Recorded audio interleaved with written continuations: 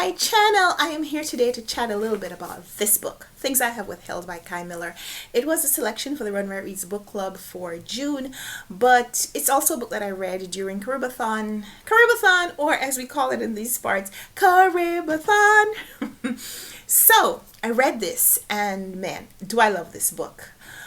But it's not just one of those books that you gush about. It's a really profound statement. So I want to talk a little bit about why I read the book and some of the things that I thought when I read the book. So first of all, Things I Have Withheld by Kei Miller. This is my fourth book that I'm reading from this author, but everything I have read prior to this was fiction.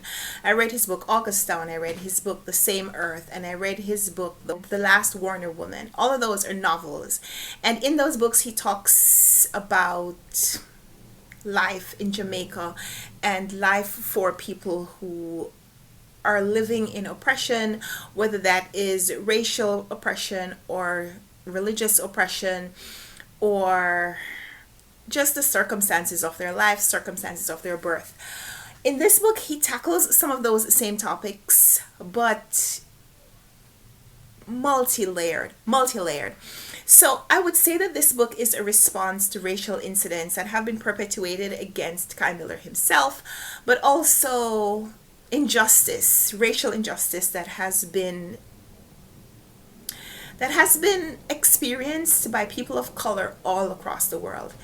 But this book is not just reactionary. Yes, he talks about things that have happened, but this book is also very proactive. It's also very forward thinking. It's about Kei Miller imagining himself, not just reacting to things that have been done, but imagining the universality of experiences. It is Kei Miller claiming his space as a Black Jamaican man, a queer man, a man who is an immigrant and still is questioning where home is, because he shows how he stands out in every space that he inhabits, every physical space that he inhabits, how he stands out.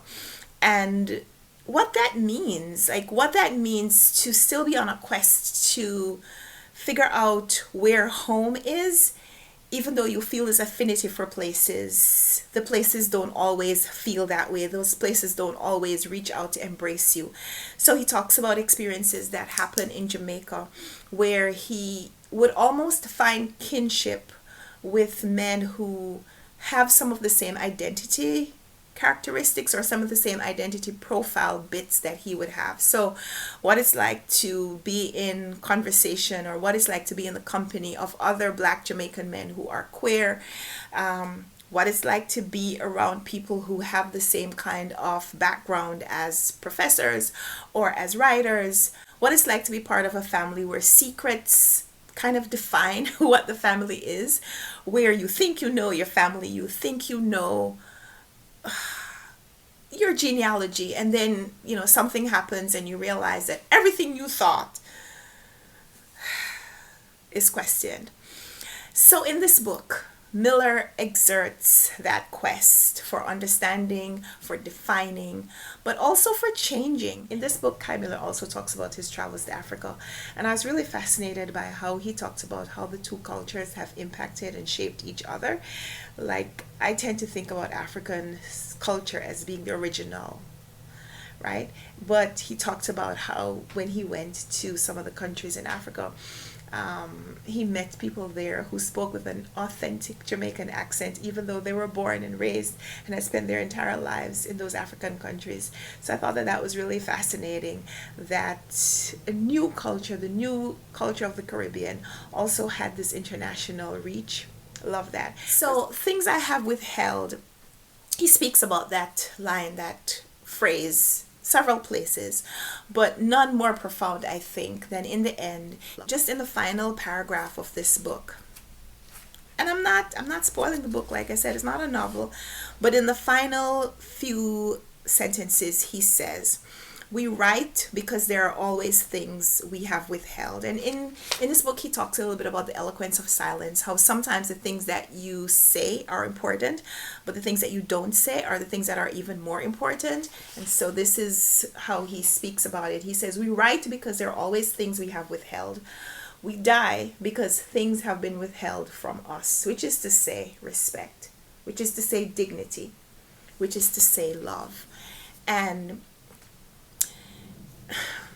those final words in this book kind of define what the experience of reading this book is, but it's so much more. Like, there were reactions that Miller writes about. There are things that he writes about that are kind of like ripped from the headlines, kind of news stories. But reading his words, reading his statements about them, make me want to go investigate, do some research on what those actual headlines were, and maybe if my thoughts about those things would be different. So I love this. I love this. I thought that I knew and loved Kei Miller's work from reading his novels, but this opened a new dimension in appreciation for what he contributes. And I love this. Like I said, this was the selection for the Run Right Reads Book Club for June, and I loved it and I want to recommend it. So I also read it during Caribathon, so I am highlighting this video that maybe you'll come back to it for Caribathon recommendations long after Caribathon is over.